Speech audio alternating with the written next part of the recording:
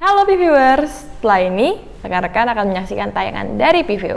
Untuk rekan-rekan yang baru menonton, jangan lupa untuk like, comment, and subscribe di bawah ini ya. Pastikan juga untuk di-share ke rekan-rekan terdekat Anda. Happy watching! Halo P-Viewers, selamat datang kembali di P-View by Paramavida Akeladia Group.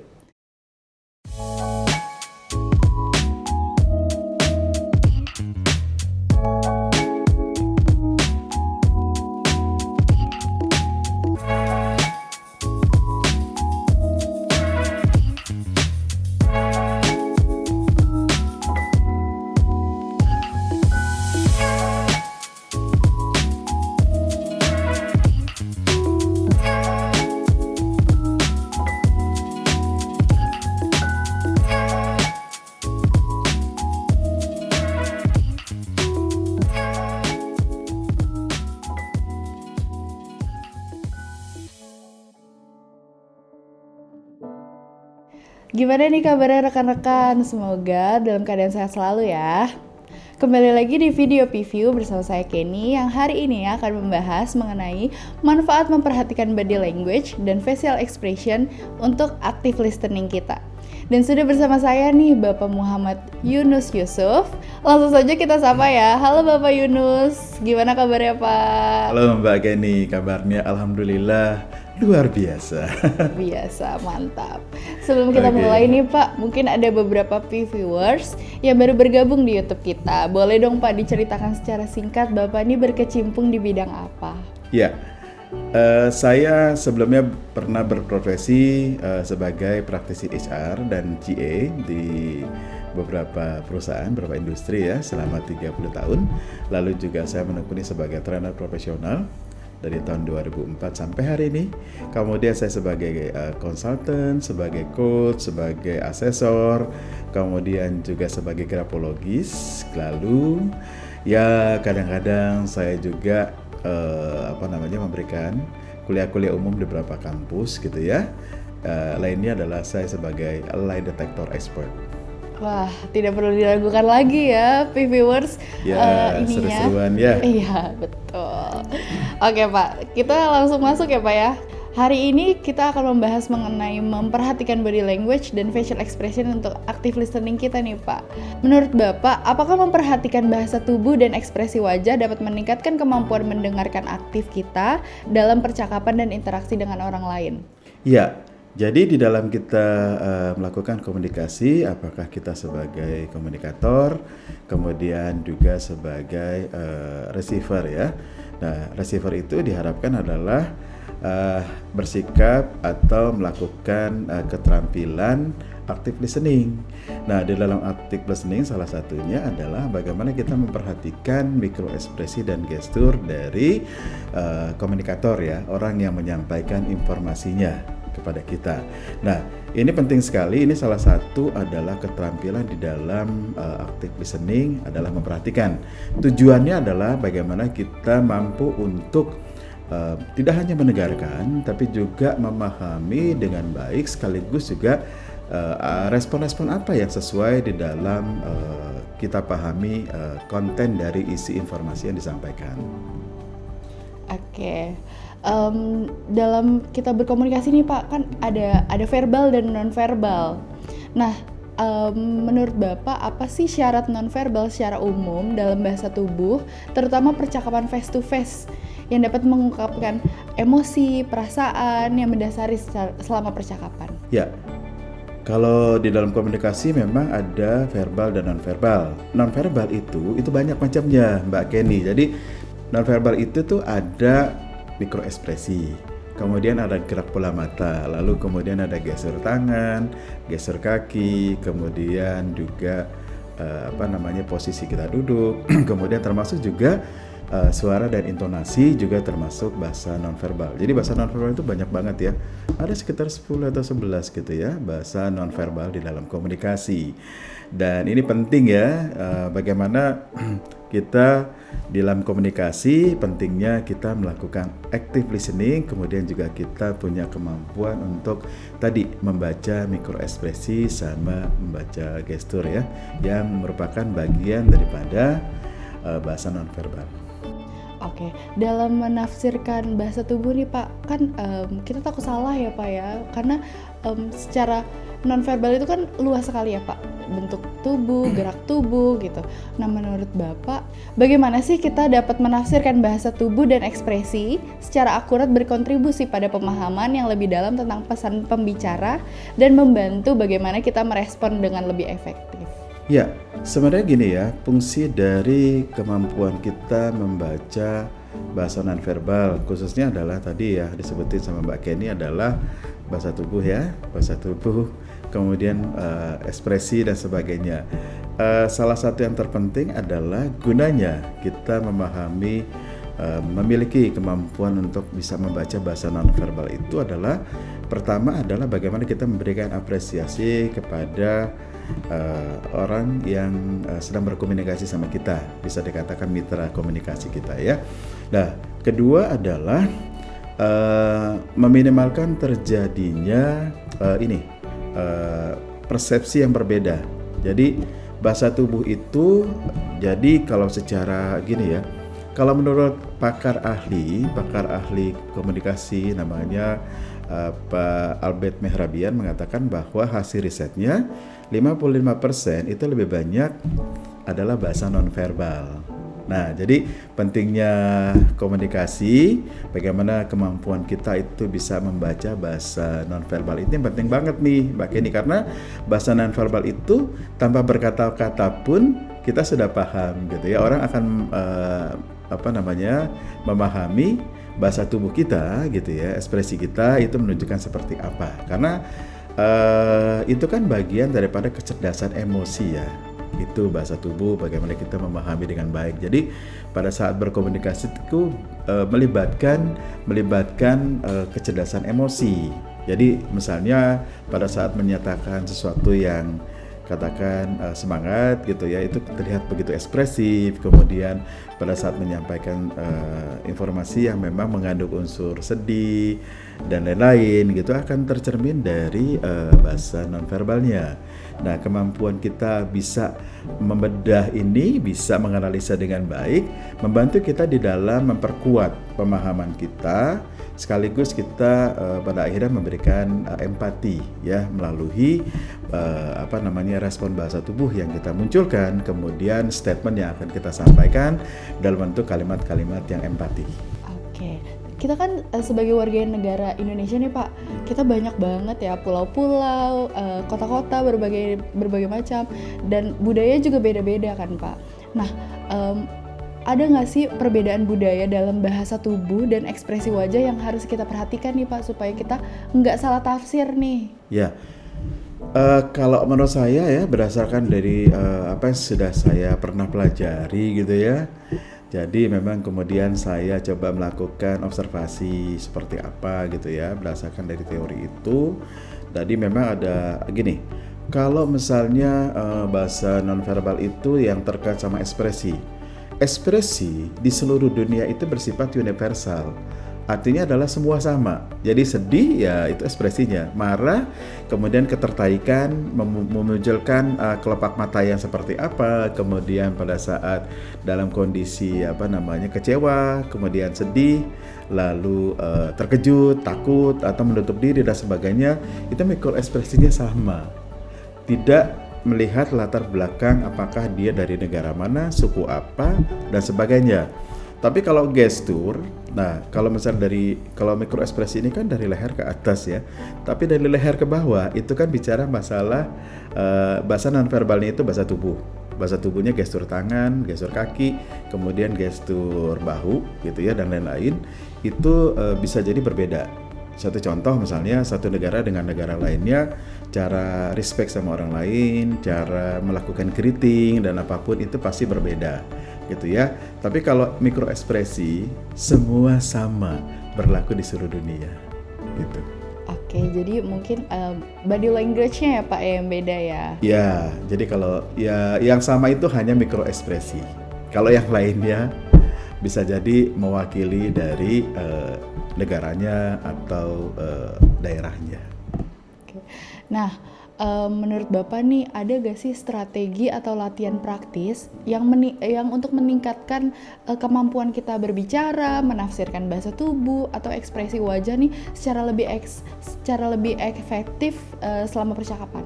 Ya, kalau misalnya ini kan kalau dalam konteks koridor umum itu jadi kemampuan berkomunikasi. Jadi sahabat profesional ini bisa ikut pelatihan-pelatihan yang berbasis komunikasi yang efektif gitu ya. Biasanya juga dipelajarin di dalam kontennya itu juga termasuk membaca bahasa tubuh gitu ya, body language-nya, kemudian juga bahasa verbal dan verbalnya, kemudian bagaimana active listening dan sebagainya. Biasanya sudah cukup lengkap sih ya, tapi kalau lebih spesifik itu juga bisa ditambahkan dengan kalau di emotional intelligence itu juga dipelajarin bagaimana mempelajari perasaan-perasaan seseorang gitu ya. Itu melalui tercermin dari gesturnya dan mikroekspresinya gitu ya. Dan kemudian dari posisi duduk, bahu dan semua dipelajarin itu dengan baik. Itu kalau misalnya dalam konteks. Tapi kalau mau lebih spesifik lagi juga ada bicara masalah mengenal mikroekspresi khusus ya. Jadi ada lisensi atau certified yang memang untuk mempelajari itu tadi. Khusus misalnya mikroekspresi gitu ya. Ada yang memang kita belajar kecerdasan emosi khusus. Jadi artinya memang bahasa nonverbal itu semua dipelajarin tuh Mbak Kenny. Nah, jadi kalau misalnya hanya belajar dari training komunikasi saja itu bisa jadi memang dapat ya, tapi bisa jadi itu tidak detail dan memang tidak jadi expert gitu ya. Kalau memang ya sungguh-sungguh ya, jadi kita bisa pelajarin semua tuh, kita bisa ikutin yang memang sangat membantu kita di dalam memaksimalkan efektivitas ketika berkomunikasi dengan siapapun. Oke, kadang juga yang saya lihat nih Pak ya, banyak kalau kita nggak bisa bahasa tertentu, misalkan kalau kita ke luar negeri gitu, kita nggak bisa bahasa mereka, kita menggunakan bahasa tubuh juga, mereka juga agak kurang lebih mengerti gitu ya Pak ya. Ya, sebenarnya gini ya, kalau misalnya lebih bagus memang kita belajar gitu ya beberapa bahasa tertentu yang memangnya international minded gitu ya, memang kayak bahasa Inggris, kemudian beberapa bahasa lainnya yang memang cukup banyak dipergunakan untuk dalam konteks profesional atau bisnis gitu ya, dan itu sangat membantu kita ketika melakukan komunikasi ya. Kalau misalnya kita punya keterbatasan di dalam penguasaan terhadap bahasa-bahasa asing, contoh ya, itu kita bisa menggunakan beberapa teknik gitu ya dengan bahasa nonverbal, tapi memang kita mesti memastikan dulu, bisa jadi nanti interpretasinya jadi berbeda tuh gitu ya, ketika kita melakukan gestur tertentu ternyata itu jadi negatif di tempat tertentu gitu, dan memang kita perlu berhati-hati dan cukup bijak untuk memberikan berkomunikasi dengan bahasa nonverbal gitu ya, karena bisa jadi jadi kita bertujuan untuk membangun hubungan yang baik malah jadi kontraproduktif gitu, menjadi negatif respon gitu. Oke, kita kan sekarang berbicara tentang bahasa tubuh nih Pak. Kalau menurut Bapak nih, kalau bahasa ekspresi dan bahasa tubuh kita sendiri itu seberapa jauh sih bisa mempengaruhi persepsi pembicaraan tentang mendengarkan keterlibatan aktif kita dalam pembicaraan? Kalau menurut saya efektivitasnya tentu semakin baik, karena apa? Dengan kita memadukan antara bahasa verbal dan nonverbal. Tadi kan bahasa nonverbal itu tadi yang sebutin Mbak Kenny tadi adalah itu kan, ada ekspresinya, kemudian ada gestur-gestur yang dimunculkan, sebenarnya membantu di dalam memberikan respon gitu ya. Kalau contoh kita berkomunikasi, saya memberikan sesuatu yang memang misalnya memberikan support, atau saya tidak defense terhadap pertanyaan gitu ya, atau memang di dalam proses komunikasinya itu kita memberikan misalnya empati. Nah itu seperti apa ekspresinya, termasuk juga kita merespon dengan mengkonfirmasi, oh jadi maksudnya begini ya gitu. Itu tujuannya salah satunya adalah juga memastikan bahwa informasi yang kita terima itu maksudnya seperti ini, sudah benar atau tidak gitu ya. Itu untuk membangun pemahaman yang sama gitu. Jadi untuk membantu bagaimana kita merespon dengan tepat gitu. Oke, tadi kan kita ngebahas nih Pak tentang empati segala macam gitu kan. Nah menurut Bapak apa sih yang kita bisa lakukan untuk memastikan bahwa kita menyampaikan nih syarat-syarat nonverbal yang penuh perhatian, empati, terutama dengan hubungan bahasa tubuh dan ekspresi wajah? Ya, kalau gini, sebenarnya kembali lagi bahwa ini kan kita tadi membahas tentang active listening di dalam komunikasi ya. Sebenarnya kembali lagi itu ada tingkatan-tingkatannya kemampuan mendengar seseorang gitu ya. Ada yang memang di level yang terendah itu adalah ketika berkomunikasi itu cuek gitu ya, itu kelihatan dari bahasa tubuhnya kemana-mana gitu ya, matanya kemana-mana, kemudian menunjukkan rasa bosan dengan mengetuk-ngetuk tangan atau menggunakan benda tertentu, atau apakah itu ballpoint atau apa gitu ya. Kemudian sesekali kita melihat HP gitu ya, kemudian lihat jam dan sebagainya. Itu menunjukkan bahwa kita tidak serius, tidak appreciate terhadap orang yang sedang bicara. Kemudian juga itu menunjukkan bahwa kita tidak berminat karena di situ tidak ada kontak mata. Kemudian gesturnya tidak menunjukkan ketertarikan untuk mendengarkan informasi yang disampaikan gitu ya. Ini menjadi sangat tidak produktif. Bisa jadi masuk kuping kiri, keluar kuping kiri, bukan kuping kanan ya. Karena apa? Informasi yang disampaikan oleh si komunikator tadi, pengirim pesan tadi itu tidak diproses, dibuang. Gitu ya. Nah itu terendah. Kemudian ada yang memang pura-pura mendengarkan. Itu level yang jadi pura-pura mendengar, sekarang mendengarkan. Tapi ketika si pengirim pesan menanyakan kembali atau mengkonfirmasi, minta mengulang apa yang disampaikan, bisa jadi dia tidak mampu untuk menyampaikan kembali dengan benar, atau bisa jadi malah nggak sesuai sama sekali gitu ya, malah ya jadi gugup, gelagapan dan sebagainya. Nah ada juga yang memang selektif memilih informasi mana yang tertarik atau tidak. Nah biasanya itu dikondisikan di mana dia hanya mengambil informasi yang menurut dia tertarik untuk dia dengarkan. Ada bagian yang mana tidak tertarik, kemudian dibuang, tidak diproses sama otaknya. Itu gestur akan terlihat. Pada saat dia tertarik, gestur akan maju. Ada 45 derajat dia akan maju, kemudian secara konstan itu ada kontak mata secara langsung sekitar 60% lah ya. Itu akan memastikan bahwa dia tertarik dengan informasi yang dia terima. Nah, kemudian juga tingkatan yang lebih baik lagi adalah sebenarnya mendengarkan secara penuh. Dari awal sampai akhir, penerima pesan itu mendengarkan secara penuh informasi yang disampaikan oleh pengirim pesan.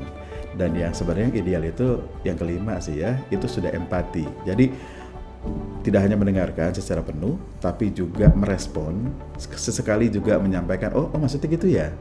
Oke, kemudian merespon sesekali untuk mengkonfirmasi atau menyampaikan bentuk rasa empati dengan kalimat-kalimat pendek, dengan ekspresinya, oh ya, oh jadi, oh ya saya bisa bayangkan sih ya, gitu. Nah, jadi kemudian ada kalimat-kalimat yang memunculkan empati, contoh, saya bisa merasakan kalau saya di posisi yang Bapak alami saat itu. Nah, itu adalah bentuk kalimat statement empati. Sekaligus juga ditunjukkan ekspresi wajah empatinya, gitu ya. Nah, karena bahasa tubuh itu nggak mungkin kalau misalnya kita memberikan empati, tapi wajahnya sinis, kan nggak mungkin. Atau wajahnya tidak suka, gitu. Nah, itu artinya kan kontra kan. Nah, jadi bahasa tubuh itu, bahasa nonverbal itu cukup berperan di dalam memastikan bahwa respon itu sesuai dengan yang diinginkan, gitu ya.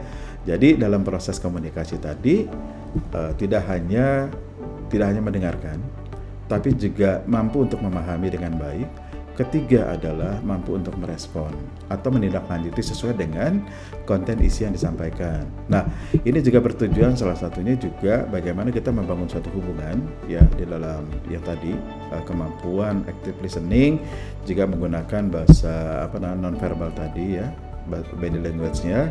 Yang kedua adalah membangun trust ya. Yang ketiga adalah meminimalkan terjadinya ada informasi yang miss atau hilang. Itu sekaligus juga membantu di dalam proses ini kalau ada problem solving, itu akan membantu di dalam proses untuk melengkapi informasi. Jadi tidak ada informasi yang bisa hilang dan sebagainya. Nah, kira-kira gitu ya. Itu adalah pentingnya active listening kemudian memaksimalkan kemampuan membaca atau menggunakan bahasa nonverbal. Berarti komunikasi itu luas banget ya Pak ya, selain Luas. bahasa yang kita ucapkan. Ya, jadi kalau komunikasi itu kan nggak sekedar bahwa kita hanya ya menyampaikan, ya sudah. Artinya kita nggak bertanggung jawab terhadap prinsip dari komunikasi itu sendiri. Padahal di dalam komunikasi itu prinsipnya adalah kedua belah pihak antara si pengirim pesan dan si penerima pesan itu mempunyai pemahaman yang sama terhadap isi dari informasi yang disampaikan pada saat komunikasi gitu. Yang kedua adalah juga yang dibutuhkan di sini adalah dalam komunikasi peran si penerima pesan itu adalah tidak hanya selama ini kan banyak kan hanya sekedar pasif ya, pasif, kemudian pasif listening, hanya sudah mendengarkan, ya sudah mendengarkan, setelah itu responnya ya sebatasnya atau responnya cuman ya basa-basi atau apa gitu. Itu yang tidak diharapkan oleh si pengirim pesan atau komunikator. Nah, ini yang diharapkan oleh kita dalam proses komunikasi ini adalah juga aktif listening berperan di dalam proses komunikasi itu sendiri. Oke, wah ini pembahasannya karena komunikasi itu kita gunakan sehari-hari ya Pak ya.